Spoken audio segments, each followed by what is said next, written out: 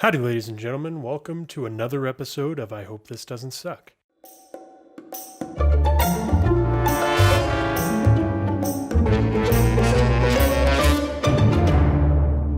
So, first things first, super excited. I finally figured out why there was so much background noise. So I used Adobe Audition to record this podcast, and it's been great. I love Adobe Audition. I love everything you can do in Adobe Audition. But there's one glaring problem. So I use the podcast preset under a multi-track setting. And real quick, none of this is going to matter, but at the end of the day, if you're trying to start a podcast, this will help you, especially if you're using Adobe Audition. So I use the Neewer NW3U mic. It's a cheap mic, but it sounds pretty damn good, all things considered. I mean, you can get this mic for $15 on Amazon. So I put it into Adobe Audition, and Adobe Audition has this nice little multi-track setup ready for you. It says host, interview, sound effects, music bed. I don't really use anything but music bed and host. But if I want to do another interview with somebody or something, or do an interview in general with somebody, I would like to use the interview. Anyway, doesn't matter. So when you go to the host section, you see a little tiny, under your effects, you'll see speech volume limiter. Speech volume limiter is essentially designed to stop you from, peaking. I'm pretty sure that's what it's meant for. However, maybe it's just with my mic, maybe it's with every mic. It adds an insane amount of background. It'll pick up everything, and I don't understand why. So, what I did, and what you should do, if you're trying to do your podcast and you can't figure out why there's so much fucking background noise and you don't want to sit there for 2 hours and edit it, go to your target volume level, put it to minus 15 decibels. Leveling amount 9.1% is what I have it at right now. And the background noise is little to none. And I got to say, I'm pretty fucking stoked on that, guys. This has been something that's been bugging me for a really, really long time. But now that I've gotten that out of the way, welcome to I Hope This Doesn't Suck, guys. It's episode 16, I think. Yep, well, you know what? Let me just triple check here. Pretty sure it's episode 16 that we're on right now. And today we're going to be talking about some fun stuff. We've got, you know what? I said I was going to stop doing the little, all right, we're going to talk about this today and then this today. Let's just go ahead and get on into it. So, I have been kind of thinking a lot about my video work and what I can do to improve it, because something I always do is just way over critique myself and say nope, that's not good enough. That's not good enough.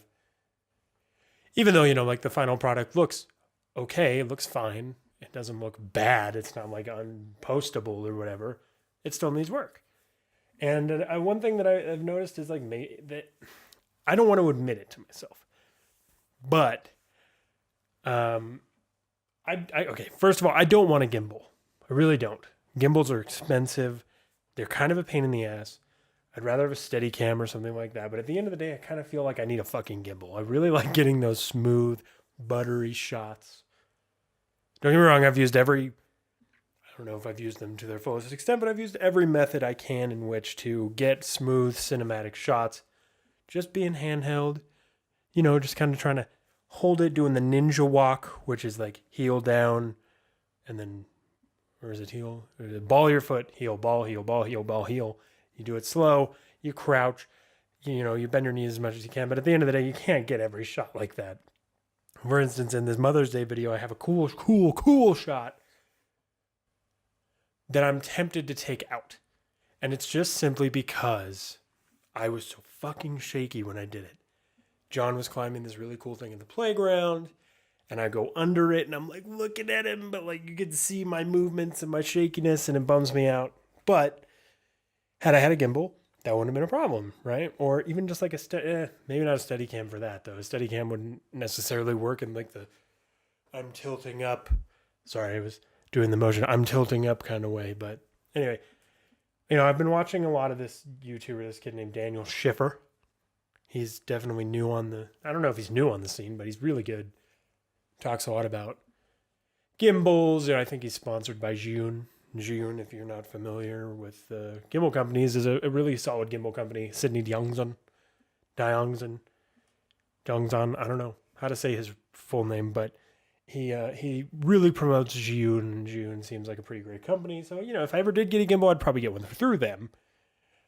But I don't want to admit that I need a gimbal.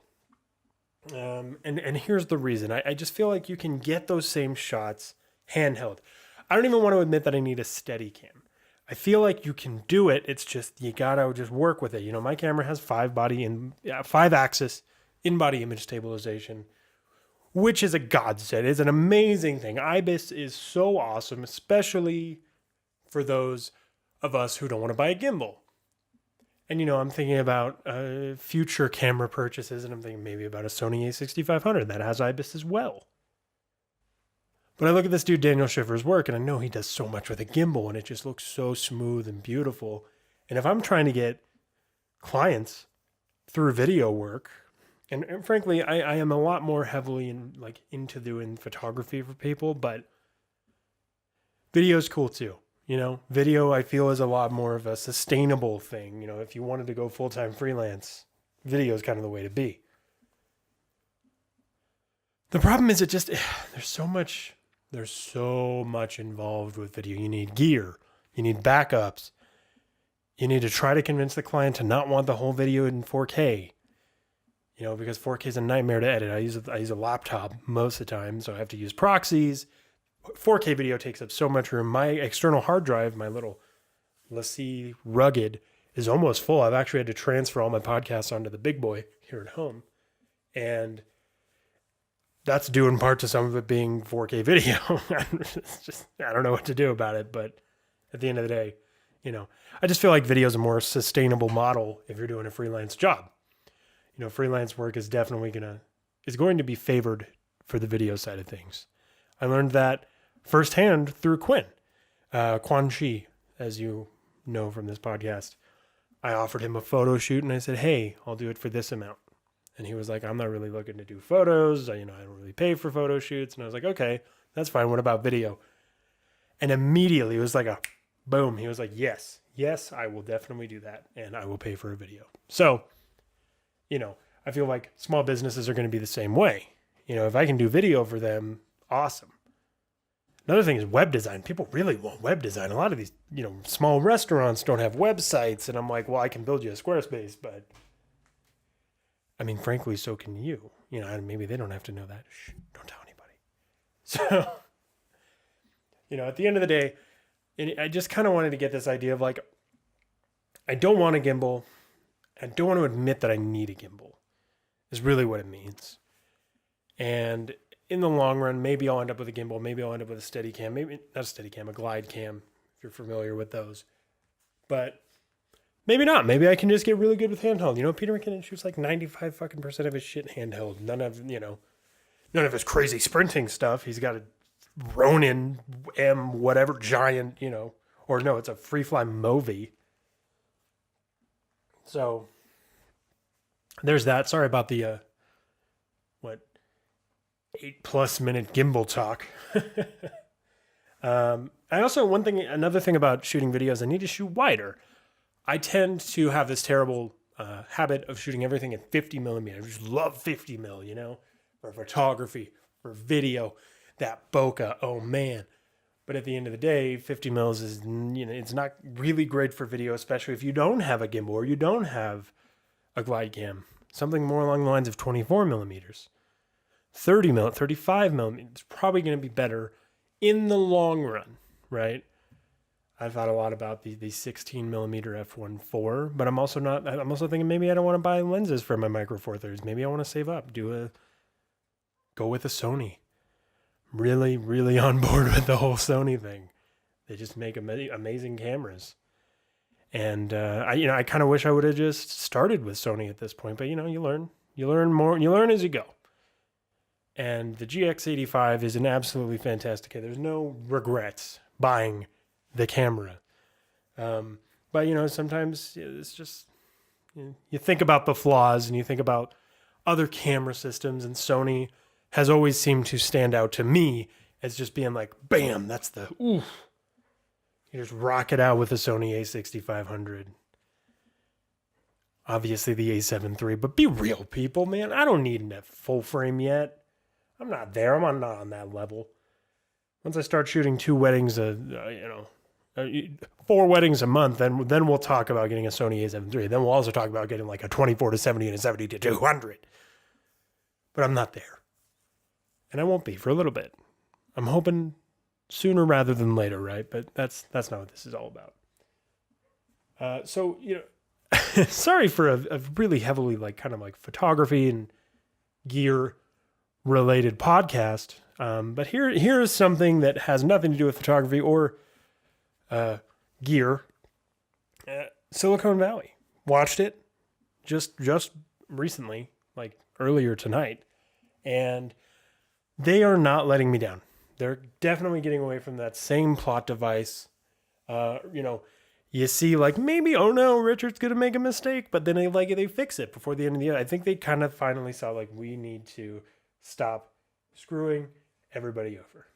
Or everybody being, main characters of Silicon Valley. Instead, they're focusing more on screwing over Gavin Belson, which let's do it. He's a horrible villain, yada yada. This most recent episode especially screws over Gavin Belson. No, it's tasty. I liked that. Gonna watch Barry maybe tonight. I don't know, what time is it? Oh yeah, I didn't time and date stamp this. 10:50 p.m. Maybe I'll have time to watch. I don't know. Got to go to bed. Got to get up early. Take the boy to my mother-in-law's house. My wife works a really horribly long shift, so I got to take him over there in the morning. So maybe I won't be able to watch Barry. But yeah, the time is 10:50 p.m. It's April 30th. I don't know if I already time and date stamped it. Forgot in the 10-minute rant about fucking gimbals and gear. And see, there's that gas coming back. I got to stop with the gas. Whatever. But yeah, so, at the end of the day, do you need a gimbal? Maybe. It's a hard maybe. It depends on what you're doing. If you're trying to do stuff similar to that of Daniel Schiffer, maybe you do. I don't know. I mean, I watched one of his tutorials recently on doing that sweet camera transition, the in-camera transition where you're filming your thing and then you're moving slow and then you tilt up super fast and then you cut into the next scene, whatever. Really want to try that, by the way. I was telling my buddy Nick again earlier today that he needs to shoot a sequence. There was apparently somebody's hiring a video editor in his area, and I was like, dude, learn everything about Premiere, learn everything about After Effects, make a really cool sequence. And apparently it already started, which was pretty rad. I want to do something. I really do. I really want to get this sequence started. I really want to do that coffee sequence. I really want to do just something. So, the Mother's Day gift, we're going to get some more footage for that tomorrow. I'm excited for that. We got a piano, so I'm going to learn how to play that. And John's going to learn how to play that, which is pretty awesome. Apparently, we found out it's from 1950. Best part about this piano, we got it for free. Pretty cool. That Nextdoor app didn't fail us for once. It wasn't unusual behavior. It was more along the lines of, here's a free piano, which is pretty sweet. My wife's refinishing it. I'm really stoked. Honestly, I've wanted to play piano for so long. My mom bought me piano lessons a long, long time ago when I was a wee little one, and I didn't pay any attention.